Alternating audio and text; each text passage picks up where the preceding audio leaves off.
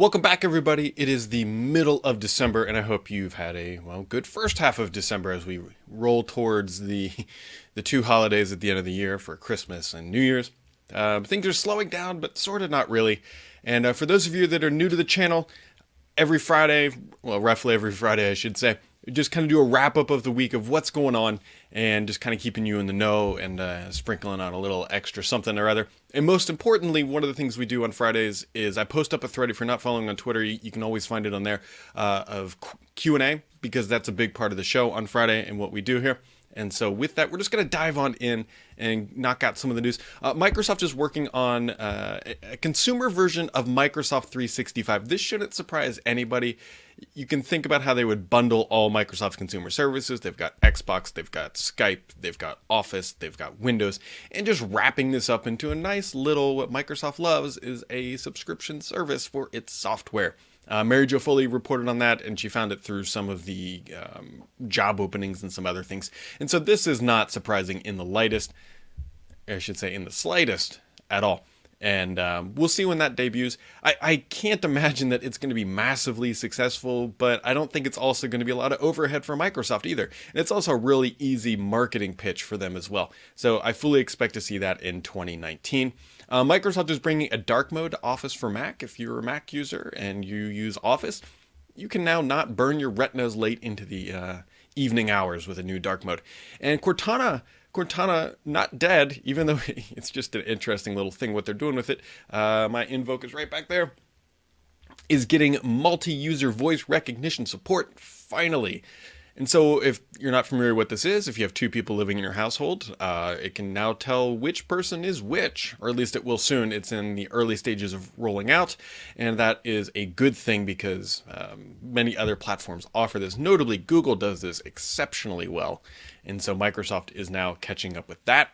Other things with Cortana and the latest builds of Windows 10 that have been hitting the fast ring, Cortana and Search are now broken out into separate components, and I think we might actually see that ship here in the not too distant future.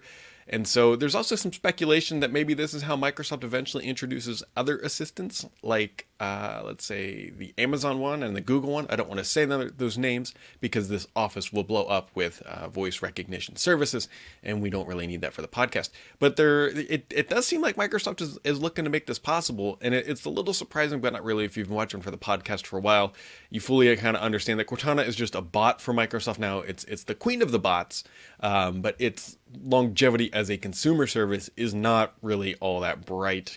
And so I could see Microsoft offering just a choice. Now the question is if they would do Google. I could definitely see them doing Amazon because they have been working pretty closely with Amazon for a while now. But Google has been an outlier, and Google has not really been too supportive of things Microsoft has been doing.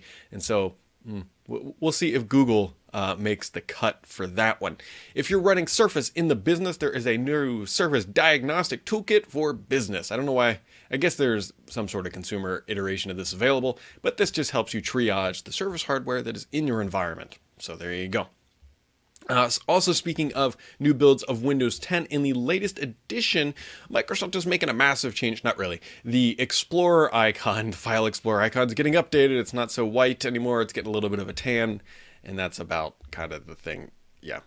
There's some console improvements and other minor stuff. But the interesting thing here about 19H1 is that typically Microsoft kind of wraps this thing up in January. And considering that we are in the middle of December right now, and most of Microsoft takes off the second half of the month, meaning we're not going to get a lot of builds and whatnot, which means that the build we're seeing right now is, I think it might be getting close to pretty well feature complete. There's nothing too crazy in it either. And now you got to remember on the backside of all this stuff, there's some major reorg that happened. Remember, Terry Myerson left, and you've got Jason Zander and some other people kind of calling the shots now. So feature inclusion in this next update might have been kind of a little bit murky, if you will, because there wasn't a lot of clear direction because the management changed and all that good stuff. And so I'm not saying there's not going to be any major features being added. All I'm saying is that we're getting close to that kind of time of the year where Microsoft starts locking down the build and focusing on bug fixes so that they don't ship it late like they have for the past two iterations. So Other things that came out this week, Microsoft's next-gen HoloLens, codenamed Sydney, which last I heard was going to be arriving before June 30th, so second half, or the latter half of the first half of 2019. Little tongue twister there. Will be running well, at least currently is expected to run a Snapdragon 850 chipset, which means that it will support 5G. But you got to remember that when it comes to the HoloLens, that processor isn't the big deal. Microsoft builds their own what they call holographic processing unit, or HPU, and that is the thing that really drives, well, the holograms. And so that is it. I'm still hearing that this device isn't some sort of revolutionary change. It's more evolutionary of the first generation. Not a big surprise there. Thinner, lighter, better battery life, slightly wider field of view as well. So that's going to be a big deal. And look for that here. I would hope that we would see it maybe at Build. I don't know if Microsoft's going to have a spring event, which they could, where they could announce HoloLens, the next gen, this ambient surface device that I've been hearing about, and maybe some other minor things. But if you kind of package it all up, it makes for an interesting little event. Microsoft, if you're listening, please do it in New York. And so, other things that came out, and this shouldn't have been a major surprise, but Microsoft Edge will support Chrome extensions. Yeah, I mean, that makes complete sense, right? The Edge, if you're not familiar, starting next year is going to be switching to Chromium. I guess that's the major feature, potential major feature inclusion in 19H1 is Edge switching to Chromium, although we don't quite know if that's going to happen yet. They were very non-committal, if you will, about when Chromium-based Edge would make it to Windows 10. It wouldn't surprise me if that slips until the second 19H2. Granted, we might get preview builds. Oh, wait.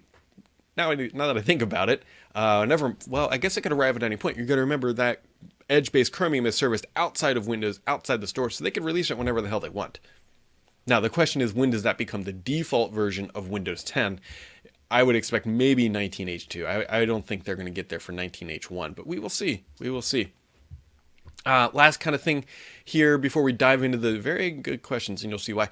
Google Plus is shutting down 3 months early after another privacy bug. I'm sure tens of people are distraught about this, but it's just funny how Google, after just releasing 0 days for Windows 10 after 90 days, just is like, all right, we're just going to shut down Google Plus because we can't make it secure, and it's actually a train wreck. So, anyways, here we are. Let's dive into the questions, will we? Jules Wombat says, whatever happened to Andromeda? Was it a mobile device, and would it still have any relevance now that Samsung has released their folding phone note-taking device? So Andromeda, despite the rumors, it's not dead. The thing with Andromeda is it just doesn't have a release date. So it's Microsoft just working on this thing. They said, it's not quite ready. We're not going to ship it in 2019. Well, they could still ship in 2019, but I think we're going to see Centaurus before we see Andromeda.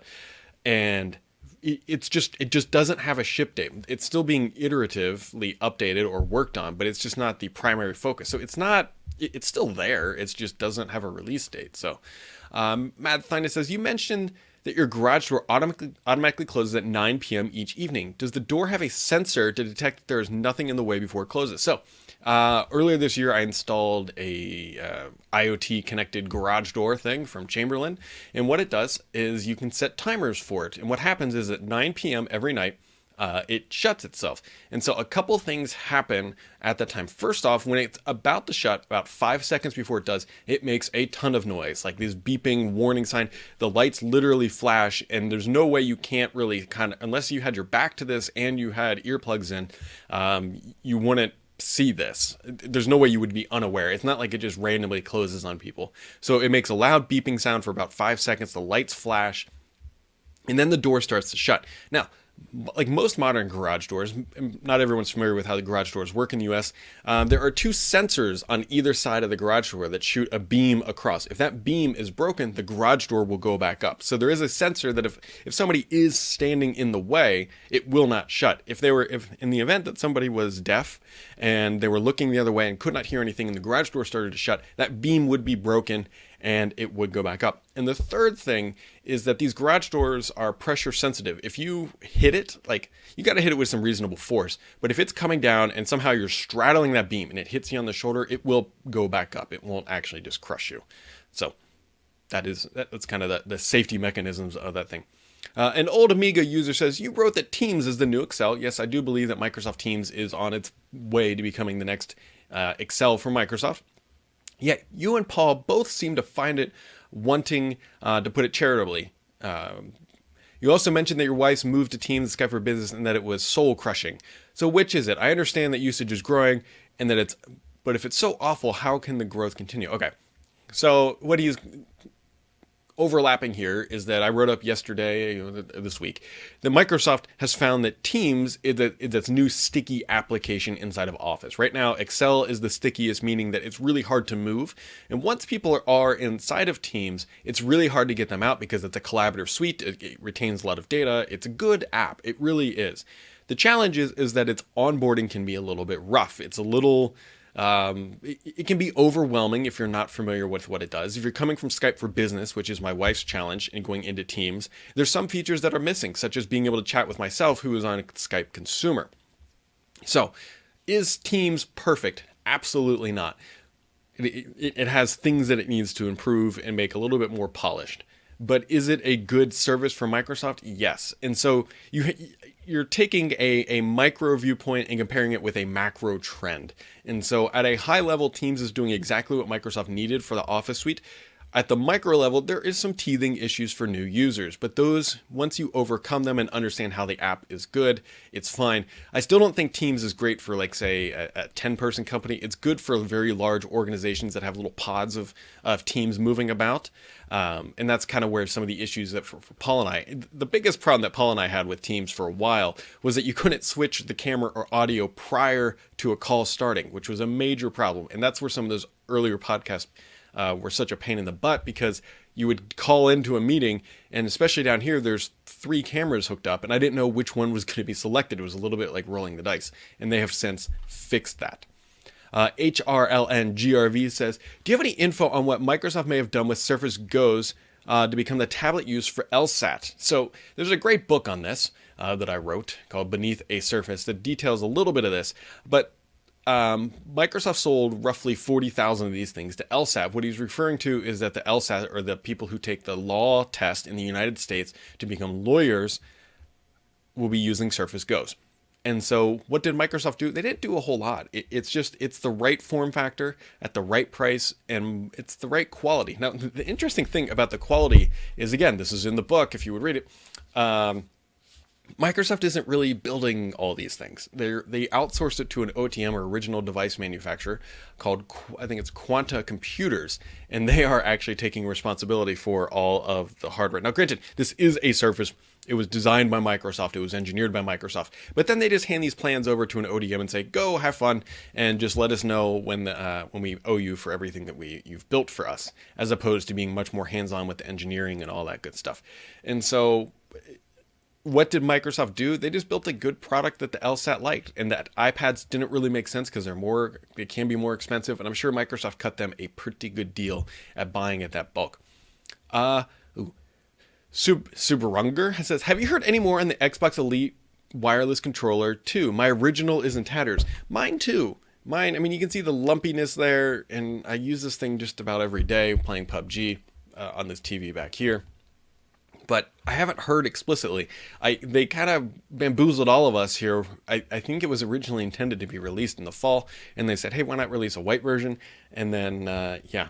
And so I don't explicitly know when that thing is going to ship. It may not. Maybe it'll be this year. I don't know. But it's real. We've seen it. It's leaked. But I don't have an exact specification on when it will come out. Matt Thine says, question regarding the book.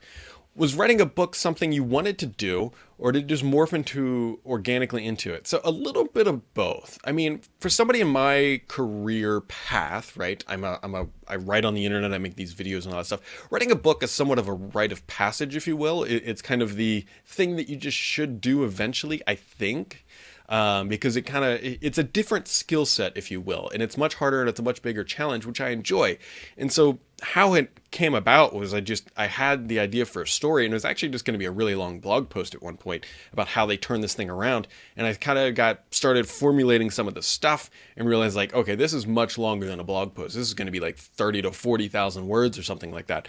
And then I realized that, hey, this is actually a book, and then it kind of just rolled up into that. Granted, that is a super high level like story about how it happened. But I don't know if I woke up when I was 10 years old and said, hey, I want to write a book. And I don't even know if I woke up January 2018 and said, hey, I want to write a book. But when the idea came at the right time and a point in my career where I had the capacity to do it and I had the connections to get all the insider information that I needed. And so that it just kind of right timing, right place, right narrative, I guess, if you will. Mr. PKI says, as a follow-up question, now that the book is published, are you getting more information and possibly considering a second edition? So this is one of the challenges of Surface, because I wrote the story of the birth of the brand all the way up until basically the end or early October of 2018. The story never isn't ending, right? There's things that's going on. There's now Centaurus. We know some of the specs of Centaurus. We know lots of different things. And the question is am I going to keep updating it as like a living novel? The way I wrote the book, minus the very last chapter, which contains the Surface 2019 and 2020 roadmap, is to be evergreen. Everything prior to that, I could never touch it again, and it would still be relevant in 20 years. That wasn't very much intentional. So as of right now, I don't think I'm going to go back and update the book when they launch the next Surface product. Now, I'm not going to say never. There's a chance that maybe I could write Surface Beneath the Surface 2 and continue on the narrative from basically October 1 up through whatever, 5 years from now. I'm not going to rule that out, but I didn't write it to keep updating it all the time, because this is a historical perspective, again, minus the last chapter, rather than the definitive history of the brand like a Wikipedia page. So there you go. And then the most interesting question here, and I'm very curious, I will explain this question at some point later in time. So this is a very good question. I will fully say that. What would a potential Microsoft Core OS, which is Core OS is what we know, or WinCore rollout, aka no more Windows, mean for Xbox? Do you think that there would be a separate fork if Windows would take a smaller role within the consumer branch? This is a very, very good question, and there's things that I know that Microsoft is working on that I don't want to mention yet. And so I am going to officially defer on this, because I don't want to get too speculative about what is going on here, because if I say what I think is right and then I'm wrong, I will get burned at the stake like a witch in the 1600s, or whenever they burned witches, or whatever they burned people alive in the center of towns. I'm still digging around, and this is something that came up a couple weeks ago that I'm still working on, and we will just stick around, I think, is probably the best thing. And so, folks, that kind of wraps it up for today. To keep things in perspective, every time at the end of the year, I always do a large video, maybe large isn't right, about all the crap and technology that used to make this podcast possible, who the hell I am, things that happened in 2018, things I'm going to try to do in 2019. That might happen next week, or possibly the week after. One of the days I'll probably end up taking off, because I don't think there's going to be anything happening the week of Christmas. And so with that, folks, have yourselves a wonderful weekend, and we'll catch you right back here next time.